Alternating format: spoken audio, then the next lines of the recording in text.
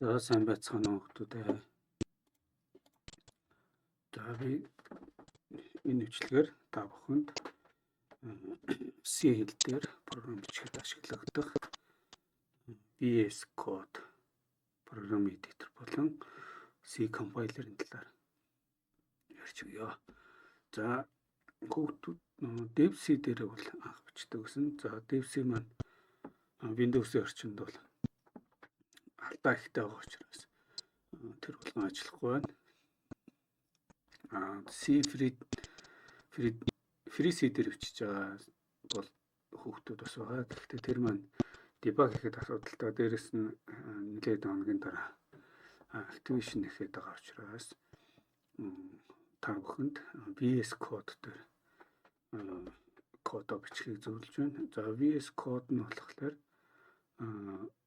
C, C++, Java, Python зэрэг програмчдын хэлүүдэд өргөн ашиглагддаг.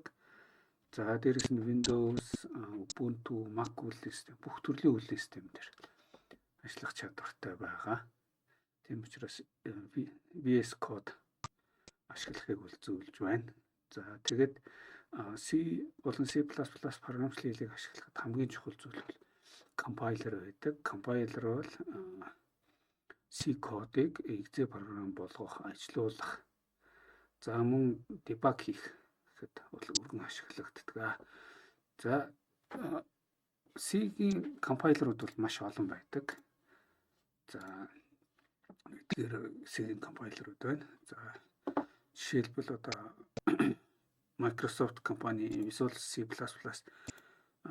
зориулсан C-ийн компайлер. За Linux-ийн төрлийн үеийн системд зориулсан GNU compiler гэх мэтчлэн C-Lang, за Turbo C байдаг, Turbo C compiler, WinGV compiler, MinGV V64 compiler гэх мэтчлэн олон компайлерууд байдаг. За тэгээд эдгээр компайлерууд жишээ нь бид оюутнуудын өргөн ашигладаг энэ Windows үеийн систем дээр бол ашигладаг эдгээр компайлерууд бол байна. За мэдээж Microsoft-ийн Visual C++ компайлер, за Minimalist GNU компайлер, за C-Lang компайлер гэх мэтчлэн олон компайлерууд байдаг. За би энэ хүү бичлэгээр Minimalist GNU компайлер болон MSUS 2 компайлерыг санал болгоно. За Minimalist GNU компайлер нь болохоор энэ дээрээс бол даунлоод хийж татах боломжтой. За MSUS 2 компайлерыг бол MSUS 2.org гэсэн сайтнаас бол татаж авах боломжтой. За тэгээд миний харуулбалаар MSUS 2 компайлер нь илүү өргөн боломжтой байна гэж харсан. За MSUS 2 сайтнаас бол энийг татаж авч болно. За эсвэл VS Code дээрээс direct link MSUS 2 гэдэг энэ товчийг дараад бас татаж авч болно. За миний хувьд бол татаад авсан байгаа. За MSUS 2 татаж авсан програм ажиллууллаа. За C дээр C хартан дээр ингэж энэ байрлалд сууна. За install MSUS 2-ыг болохоор зааврынхын дагуу энэ UCRT 64 гэдэг энэ environment-д суулгаж болно. За энэ дээр MSUS 2 програм нь болохоор ер нь компайлер татаж суулгадаг програм байгаа. За энэ заавар дээрхийн замаар копи хийгээд суулгаж болно. Эсвэл VS Code дээр санал болгосон энэ замаар бас суулгаж болно. За энэ аргаар суулгахад энэ заавар дээрх аргаар суулгахад бол 52 пакет сан суудаг бол энэ дээр болохоор 15 сан суудаг. Тийм учраас 52 сан суудаг командыг дагъя. За install хийгээ суугдахад шууд энэ EMSUS 2 нь ажиллана. За EMSUS 2 нь болохоор хэд хэдэн environment суулгадаг байна. За default-оор болохоор UCRT 64 гэдэг environment-ийг суулгадаг. За UCRT 64 гэдэг environment нь болохоор энэ дээр болохоор environment-уудад тайлбар байгаа. За тэгээд C-ийн ямар library суудаг, C++-ийн ямар library суудаг, ямар архитектуртэй компьютер дээр суудаг вэ гэдэг энэ тайлбар нь бол байгаа. За тэгээд бид нэр энэ Visual Studio кодод заасан энэ командаар бол сангаа суулгая. За ингээд бол EMSUS 2 програм л өөр ингэсэн юм консольтой. За тэр консоль дээр Pacman гэдэг сан команд програм ашиглан сангуудаа суулгадаг. За тэгээд суулгахтаа болохоор за энэ дээр enter дарж явах хэрэгтэй. Энэ дээр yes y-ийг тавих хэрэгтэй. За тэгээд суулгахтаа бол интернет ашиглан даунлод хийж сангуудаа суулгадаг. За сүүлийн ер нь эдиторүүд болохоор код эдиторүүд бүгдээрээ одоо интернет ашиглан ямар нэгэн сан суулгадаг програм ашиглан сангуудаа интернетээс татгаж суулгадгаар онцлогтой болсон. За тэгээд энэ сан хаан суух вэ гэхлээр бид нар болохоор UCRT 64 гэдэг сангийн суулгаж байгаа. За C хардн дээр л EMSUS 64 гэдэг нэг бас фолдер дотор байгаа. За тэгээд бид нэр UCRT 64 гэдэг environment-д суулгаж байгаа учраас энэ дотор болохоор бидний татаж авсан програмууд бол суух ёстой. За ингээд ороод ирсэн байна. Эхнээс ороод ирсэн байна.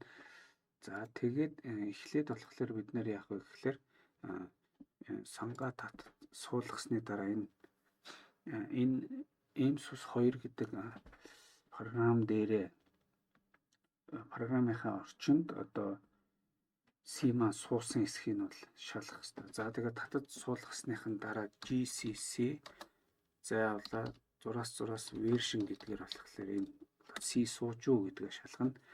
За энэ C-ийн 14-2-ын 0-ын хувилбар суусан байна гэж байна. За дараа нь бидний Windows-ийн default console дээр болохоор бас шалгах хэрэгтэй. За GCC адилхан. Заавал 6-6 version.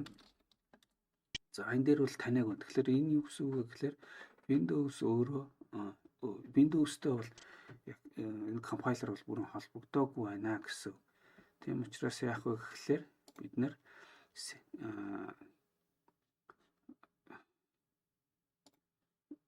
энэ UCRT 64-ийн bin фолдерыг замыг копи хийж аваад Windows-ийн системийн хувьсгчдын хүснэгтэнд бол хийх ёстой. Тэгэхээр бид нэр энэ дээр variable edit system environment variables гэдэг цонхыг нээгээд энэ environment variables гээд за тэгээд энэ компайлерууд бол ерөнхийдөө энэ patch-д бол бүртгүүлсэн байх ёстой. За ерөнхийдөө бол user variable, system variable гэдэг хоёр орчинд бүртгүүлэх боломж байдаг. За бидний хувьд бол user variable дээр бүртгүүлээ. Юу гэж яагаад түрүүний copy хийсэн замаа энэ дээр тавиад окей дарлаа, 3 окей дарлаа. За одоо бид нэр консоль дээр нөгөө командаа дахиж ажиллуулъя. За энд танигдаагүй байна. За энэ юу гэсэн үг вэ гэхээр консолыг дахиж хааж орж ирэх ёстой гэсэн үг. За CMD за GCC 6-6 version. За одоо бол ороод ирсэн байна. За тэгэхээр энэ user-ийн орчинд болохоор компайлер маань Windows үйлдвэрлэлийн системд бүртгэгдсэн байна гэсэн үг. За одоо бид нар дараа нь юу хийх вэ гэхээр VS Code-оо суулгах хэрэгтэй. За VS Code-оо суулгахтаа болохоор VS Code download Windows гэдэг ингээд хайхад за download VS Studio Code гэдэг энэ гарын за энд Windows-ийнхаа X64 гэсэн юг installer-ыг татаж ажиллаулдаг. За VS Code маань компайлеруудтай адилхан бүх үеийн системүүд ажиллана. За тэгээ чи ямар үеийн систем дээр ашиглах вэ? Тэр үеийн системийнхаа VS Code-ыг download хийгээд ажиллуулж болно. За миний хувьд болохоор VS Code-ыг татсан байгаа. За өөрөөр хэлбэл яг энэ installer-ыг татсан. За тэгээд installer ажиллууллаа. За VS Code-оо суулгаж чинь. За next гэдээ суулгачихад болно. За бид нэр компайлераа болохоор Windows үеийн системдээ бүртгүүлсэн. За гэхдээ тэр маань болохоор яг Visual Studio Code Editor дээр бол бүртгэгдээгүй байгаа. За Visual Studio Code ажиллуулах бол иймэрхүү байдалтай. Анх ажиллахад иймэрхүү байдалтай харагдана.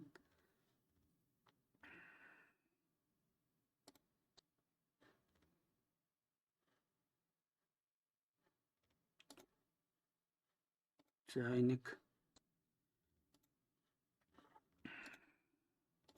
цөмөр бичлэг харагдах үн бодоод цаанаар дэмээ сонголоо. За тэгээд шинэ фолдер үүсгэх ёстой. За desktop дээр нэг фолдер үүсгэе.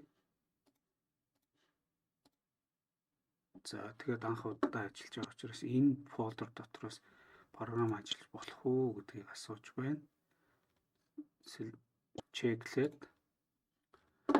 за тэгээд hello seed файл үүсгэлээ. За тэгээд энэ C өргөтгөлтэй файл үүсгэсэн болохоор Visual Studio нь болохоор энэ C-ийн extension суулгах уу гэдгийг санал болгоно. За extension суулглаа.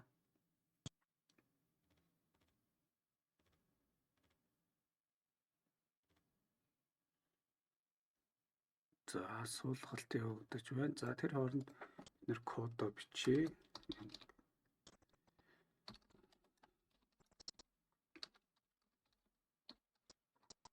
За ямар програмчлалыг анх удаа бичгээд болохоор hello world гэдэг үгийг заавал хийвэл дэлгэцэн дээр хийвэлдэг.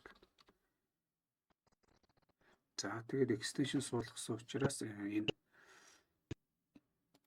функцүүдийн зөв бичих бол алдаа шалгаад ингээд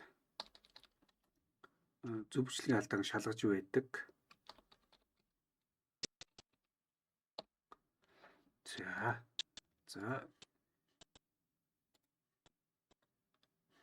За VS Code дээр болохоор товчхон танилцуулах юм бол за Ctrl S гэдэг хадгалчихъя.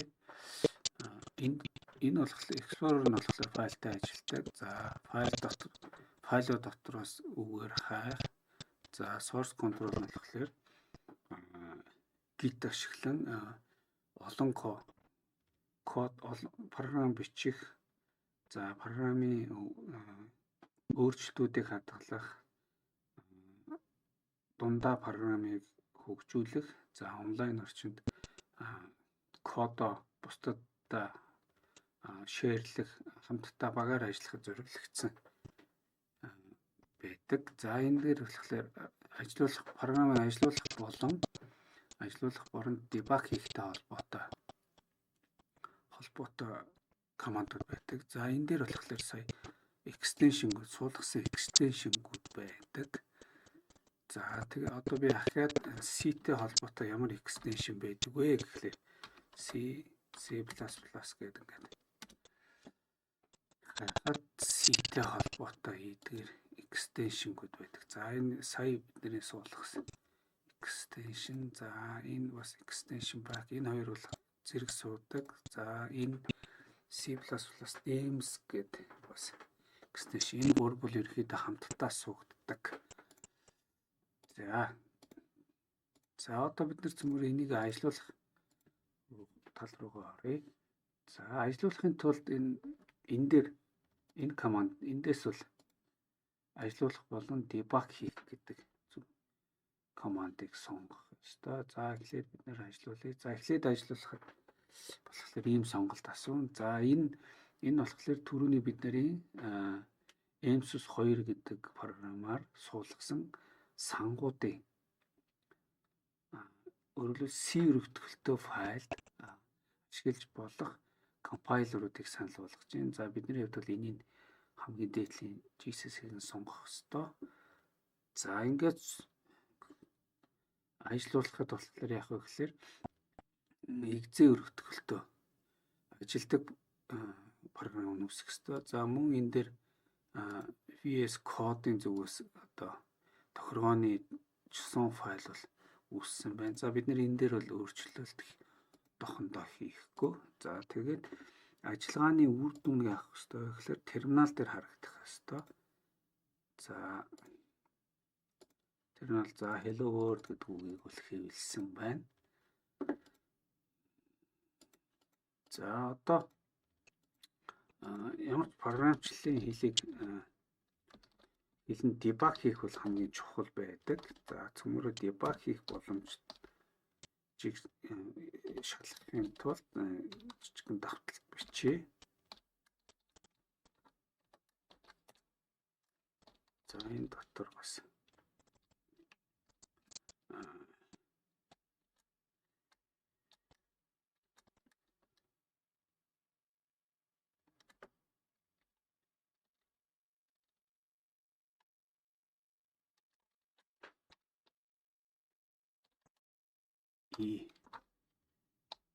өөрчлөлтийг хадгалъя. За тэгээд Ctrl S дараад за түрүүчийнхээ адилхан ажилуулах юм бол энэ ажиллаж байна. За бүр тод харуулахын тулд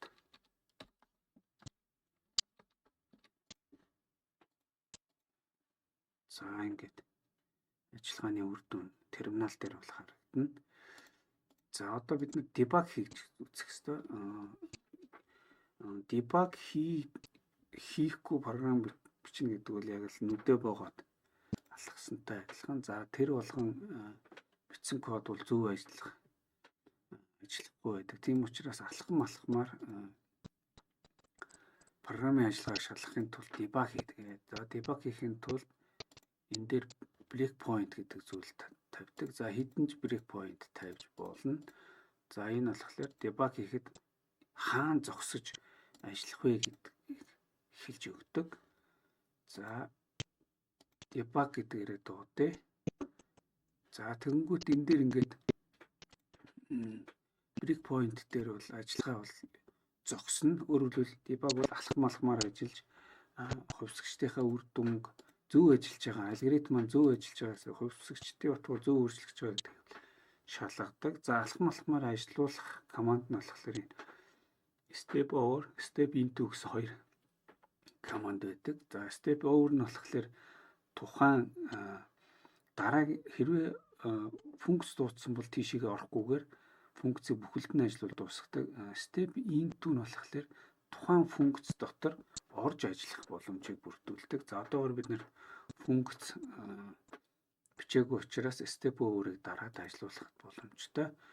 За debug хийхэд болох ерөнхийдөө ийм 3 хажуудалд нь энэ debug цонхон дээр юу байх вэ гэхээр энд болохоор тухайн функц ажиллаж байгаа функц доторх хувьсгчдийн утгууд хэрхэн өөрчлөгдөж байгаа вэ гэдгийг харагддаг бол watch хэсэгт болохоор өөрөө ямар хувьсгчдийн утгыг илүү харахыг хүсэж байгаа вэ гэдгээ бол оруулах боломжтой байдаг. За жишээ нь энэ дээр нэмхийн дарж аваад хувьсгч утга хэд байна вэ гэдгийг ингээд харж болно гэсэн. За бидний энэ жишээний хувьд болохоор ганцхан хувьсгчтэй учраас ингээд хоёулын нь харагдаж байна. За тухайн функс жинхэнэ програмдор маш олон хувьсгч байдаг учраас энэ хувьсгчийн сан доторх юмнууд маш их байдаг учраас бүгдийг нь харагдах боломжгүй байдаг.